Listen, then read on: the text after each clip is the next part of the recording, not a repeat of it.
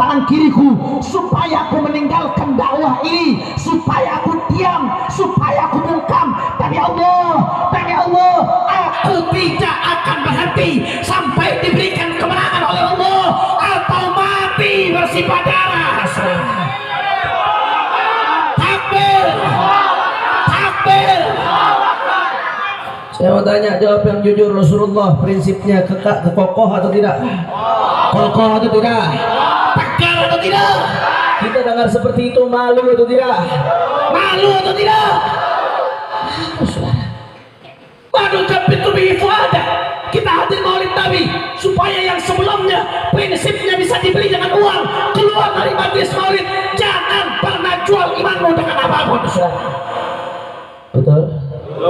Betul?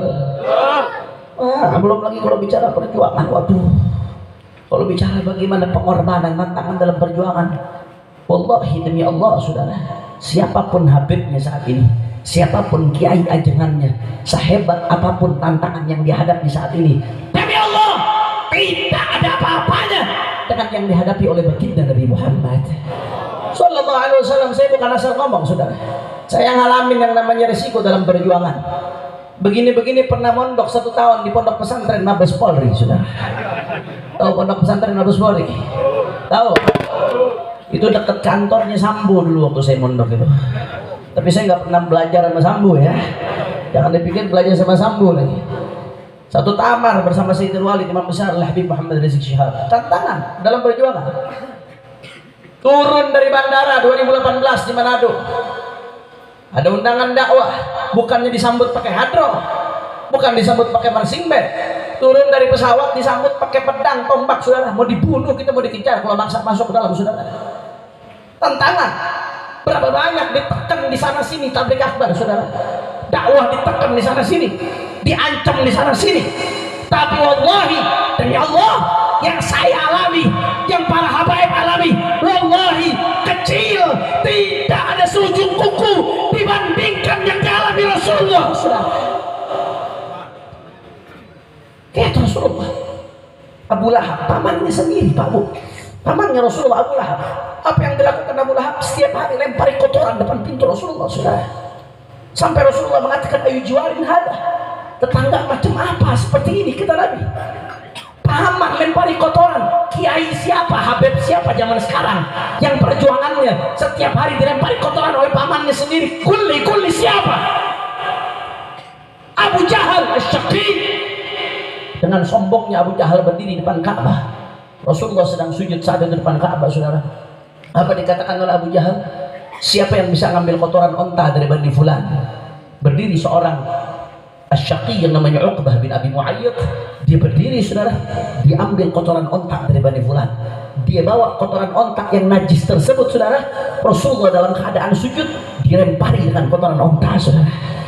Kotoran ontak najis, kotoran binatang, saudara, dilempari ke kulit Rasulullah. Kulit yang tidak akan pernah tersentuh neraka, saudara.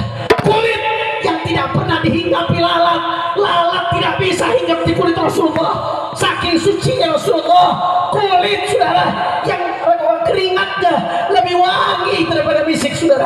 Kulit yang kita berangan-angan menciumnya. Kulit yang ketika Isra Mi'raj malaikat Jibril tidak bisa menembus Sidratul Muntaha, tapi yang bisa menembus kulitnya Sayyidina Muhammad. Kulit yang seperti ini dilempari kotoran, Allah. Dilempari kotoran kulitnya Rasulullah Sallallahu Alaihi Wasallam. Siapa yang alami seperti ini? Siapa, saudara? Sahabat saat itu sedikit jumlahnya. Kufar Quraisy dengar Rasulullah dilempari kotoran seperti itu, mereka tontoni Rasulullah, mereka ketawa, saudara. Diledek Rasulullah saat itu, saudara. Terus Rasulullah sujud dalam keadaan di atas Rasulullah ada kotoran di badan Allah.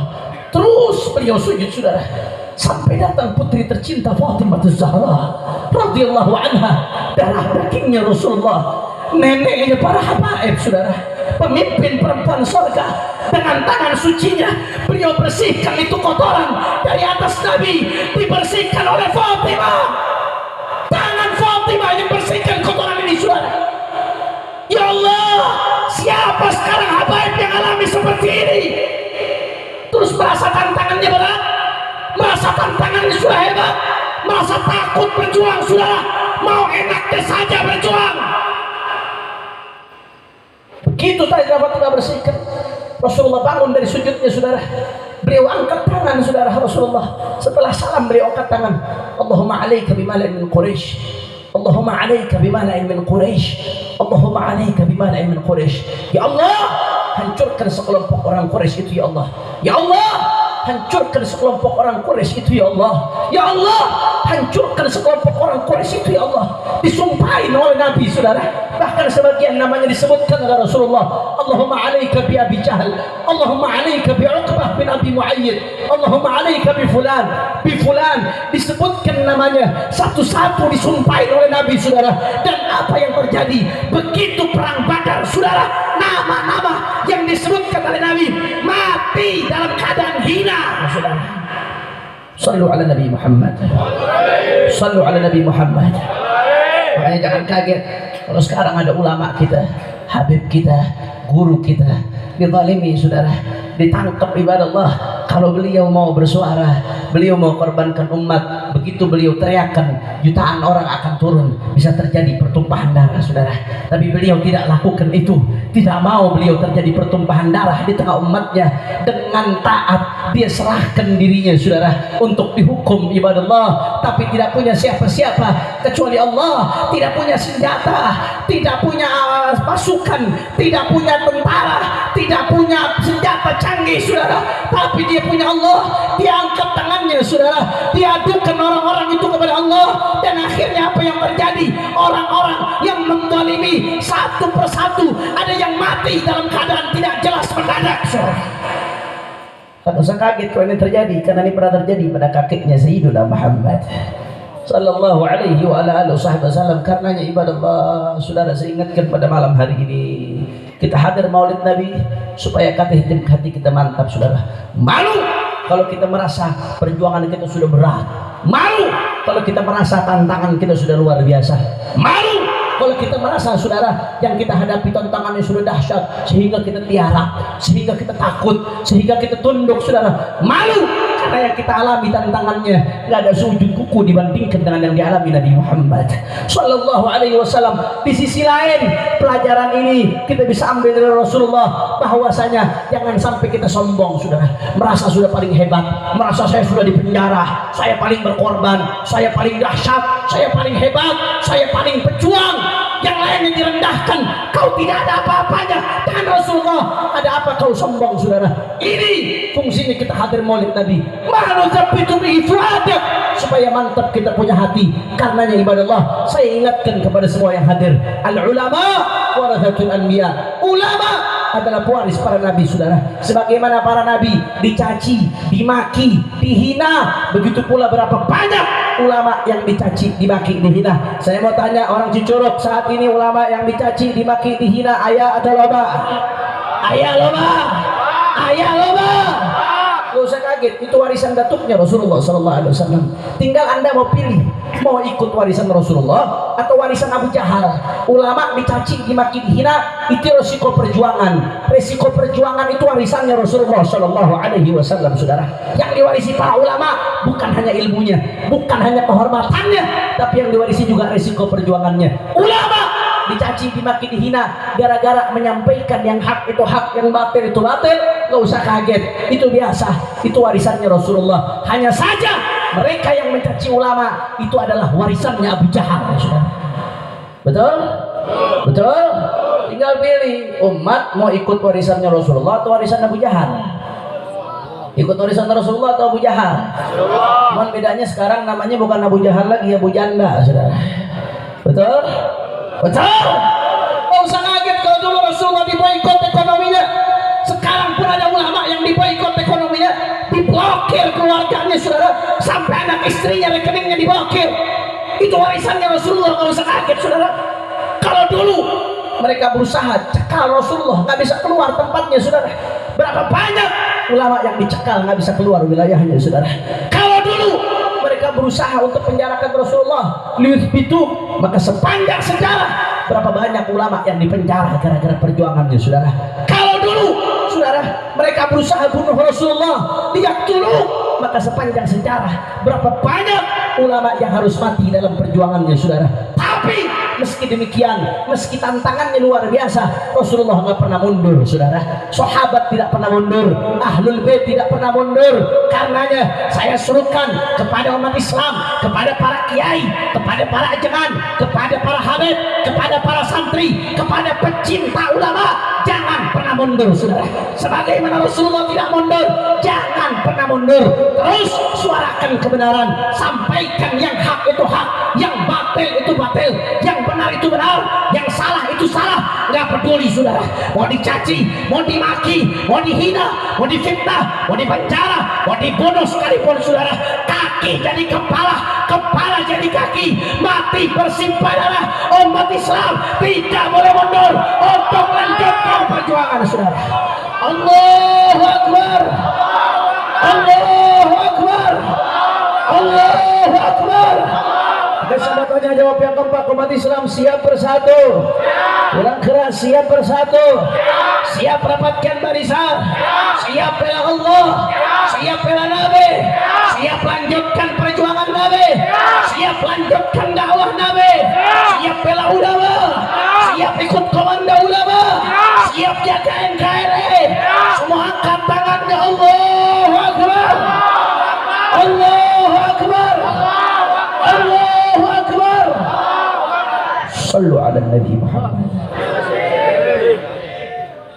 Kita jam saudara, kita jam 8. lanjut apa jangan? Jawabannya kurang semangat, lanjut atau jangan? Lanjut. Bu ibu banyak yang jawab cuma 5, jangan-jangan sisanya kuntilanak ya. Bu, damang bu. Alhamdulillah, mudah-mudahan ibu-ibu makin diberkahi ya. Lanjut atau jangan? Semuanya lanjut atau jangan? Masih semangat?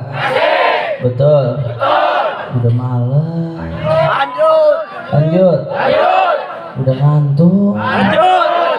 Lanjut. Bagian mau tidur ibu-ibu sudah.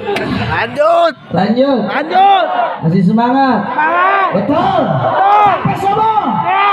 Nanti sampai subuh ada pulang. Kupikir rokok ceramah bersubuh. Masya Allah, tapi semangat-semangat. Insya Allah semuanya diberkahi oleh Allah Subhanahu wa Ta'ala. Amin ya Rabbal.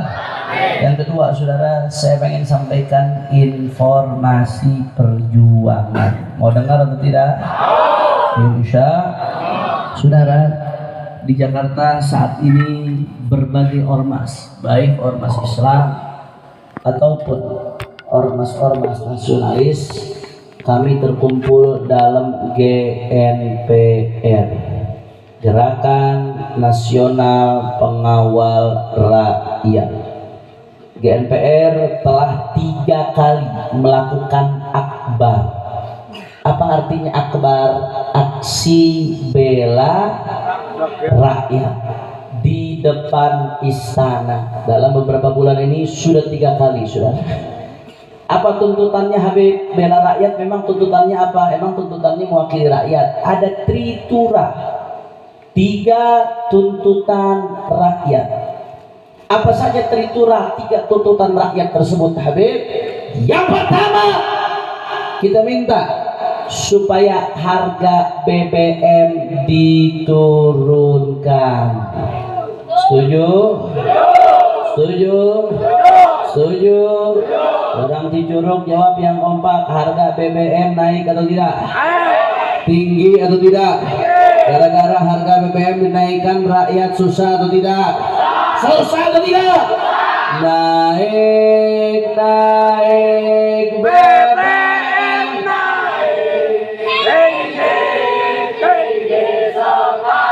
kurang kompak. Naik BBM naik sekali. kurang kencang. Naik BBM naik tinggi sekali. kiri kanan kulihat saja banyak sengsara. Kiri Kanan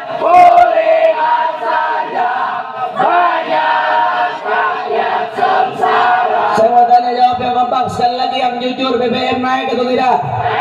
Tinggi atau tidak? Gara-gara BBM naik rakyat sengsara atau tidak? Susah atau tidak? Berarti lagu tadi fakta atau dusta? Fakta atau dusta? Kalau memang fakta kita nyanyi sekali lagi biar kedengaran sampai ke Jakarta, saudara. Setuju? Setuju? Naik, naik BBM semuanya.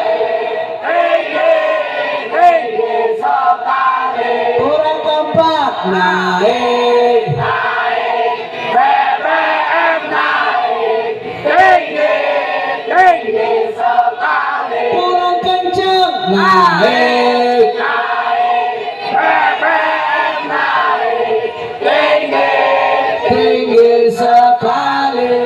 Kiri, kanan, kulihat saja, banyak rakyat sengsara. oh, kiri. Kulihat saja, banyak rakyat sengsara. Takbir, takbir. Sebenarnya kalau begitu tuntutan diturunkan BBM bagus atau tidak? Setuju atau tidak? Dukung atau jangan? Takbir. Sallu ala Nabi. Allahumma shalli wa sallim barik alaihi. Yang kedua ada 3. Tadi yang pertama apa? Turunkan harga. Yang kedua sekarang turunkan harga barang-barang. Setuju? Setuju? Gara-gara BBM naik, biasanya barang-barang lain ikut naik. Karena barang-barang diangkatnya pakai BBM. Betul atau tidak? Padi diangkutnya pakai mobil jalannya pakai BBM. Dan seterusnya, sehingga BBM naik mengakibatkan yang lain ikut naik. Betul atau tidak? Betul atau tidak? Saya mau tanya saat ini kebutuhan mahal atau tidak? Barang-barang kebutuhan mahal atau tidak? Mahal atau tidak? Ada ngomong sama saya, Habib ngapain sih di Maulid bicara-bicara seperti ini? Buat apa, Habib? Ngomong otori Maulid, bicara soal BBM, bicara soal harga barang-barang naik. Saudara, ini gara-gara barang-barang naik yang susah rakyat Indonesia, betul? Rakyat Indonesia mayoritas hampir 90% umat Nabi Muhammad, saudara. Artinya apa? Kalau rakyat Indonesia susah, berarti umat Nabi Muhammad yang susah. Jangankan jutaan umat susah, disebutkan dalam riwayat, andai ada satu umat Nabi tertusuk duri kakinya, inni ajidu alamaha, aku merasakan sakitnya, kata Rasulullah. Bagaimana kalau jutaan orang kesusahan, saudara? Betul. Makanya Nabi ancam, jangan main-main kita Nabi, saudara. Man lam yahtam bi amril muslimin falaysa minna. Enggak peduli kau dengan urusan umat Islam, falaysa minna, kata Rasulullah. Bukan bagian dari kami, kata Rasulullah SAW. Enggak peduli kamu dengan urusan umat Islam, falaysa minna, maka kamu bukan bagian dari kami, kata Rasulullah SAW. Bagian umat Islam apa saja urusannya. Kita disuruh peduli dengan urusan umat. Urusan umat apa saja? Macam-macam, bukan hanya ibadah, bukan hanya zikir, bukan hanya urusan masjid. Urusan umat Islam juga ada muamalat. Makanya kalau kamu buka fikih, 1/4 itu bahas muamalat, bahas ekonomi. Supaya apa? Supaya ekonomi umat tidak bobrok. Ada politik. Makanya kalau kita buka fikih, ada kitabul imamah, masyarakat pimpinan. Supaya apa? Supaya politik umat jangan bobrok. Kalau kita buka kitab fikih ada jinayat, hukum pidana. Supaya apa? Supaya hukum ditegakkan dengan baik. Ada hukum gomo, hukum acara, saudara. Supaya apa? Supaya berjalannya hukum dengan baik. Itu urusan umat, bukan hanya ibadah. Betul? Betul? Terus kita lihat umat kelaparan mau diam, lihat umat kelaparan mau bungkam. Apa dipikir nggak ditanggung depan Allah, saudara? Saya kenapa teriak-teriak di atas mimbar seperti ini? Saya baru keluar penjara bulan Januari yang lalu, saudara. Kalau saya mau enak, mendingan saya santai-santai saja. Kenapa saya teriak seperti ini? Kenapa ulama kita turun, saudara, sampai bikin aksi bela rakyat?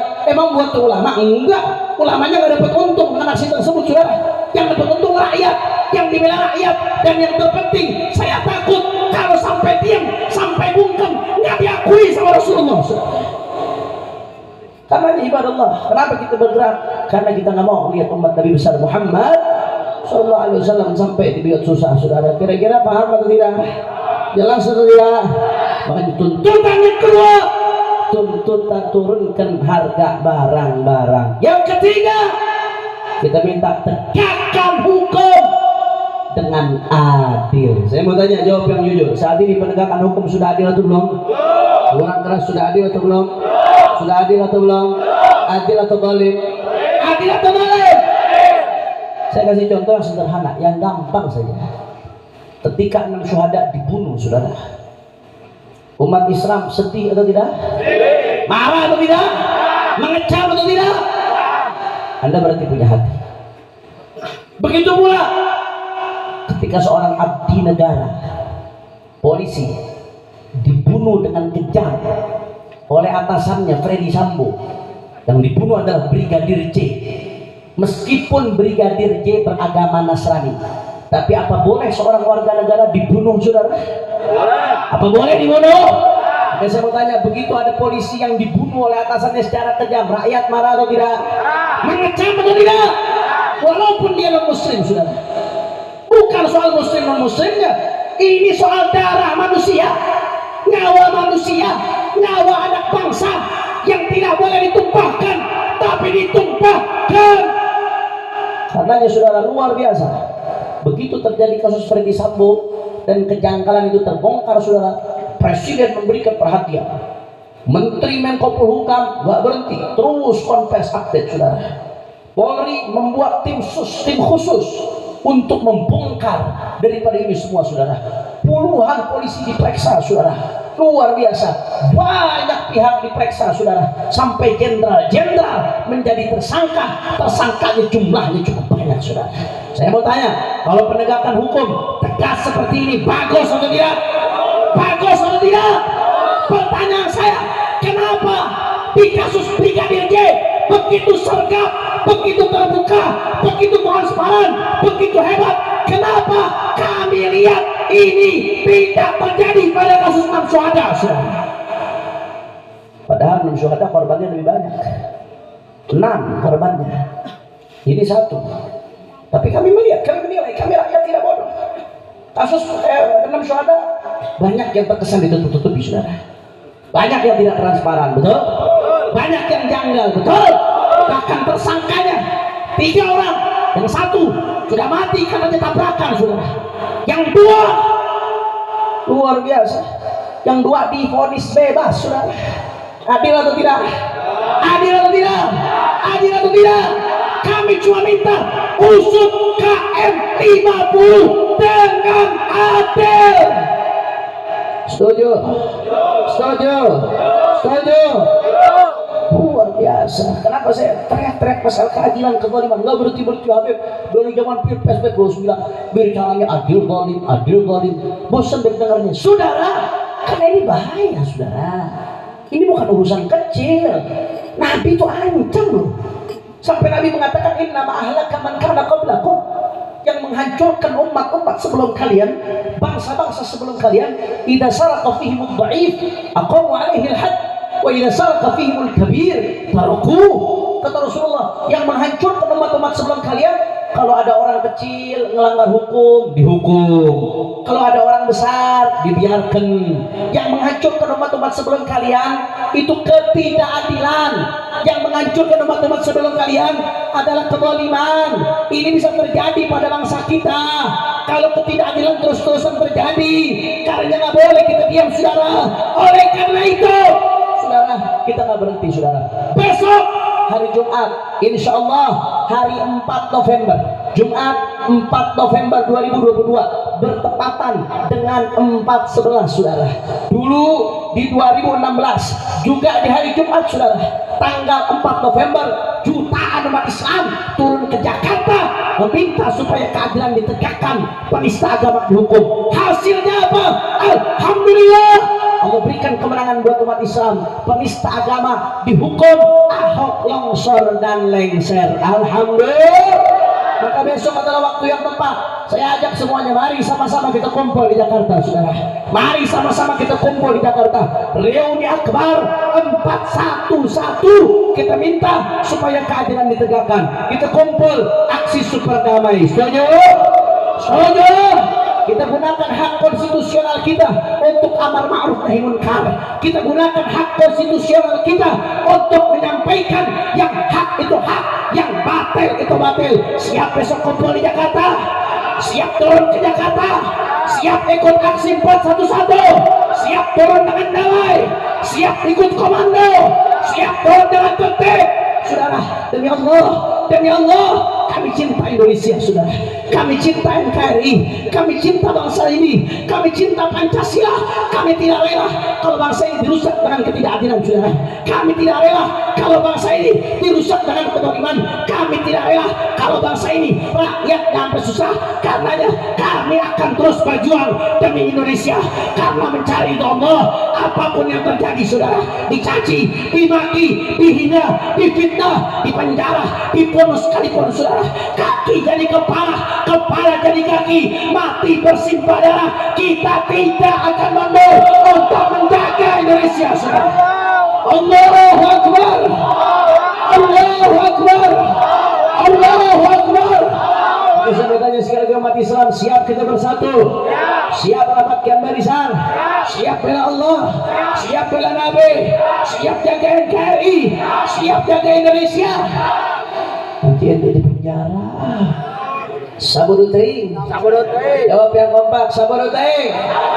Sabodo teuing. Nanti ditangkap. Nanti diusir. Nanti dipukul. Nanti dibilang teroris. Maju terus. Yakin. Betul. Semua angkat tangannya. Allahu Akbar. Allahu Akbar. Allahu Akbar. Sallu ala Nabi Muhammad. Allahumma salli wa sallim barik alaihi wa ala alihi wa ashabihi. Terakhir sebagai penutup, sama-sama kita baca sholawat dengan niat. Mudah-mudahan berkat sholawat yang punya hajat Allah mudah hajatnya. Yang sakit Allah angkat penyakitnya, Allah sehatkan badannya. Semua yang hadir dilapangkan rezekinya, diberkahi kehidupannya. Amin ya rabbal alamin. Siap kita goncangkan cucuruk dengan sholawat. Semua jawab yang kompak. Bisa jawab yang kompak? Bisa ya jawab yang kompak? Kalau saya katakan manusia idola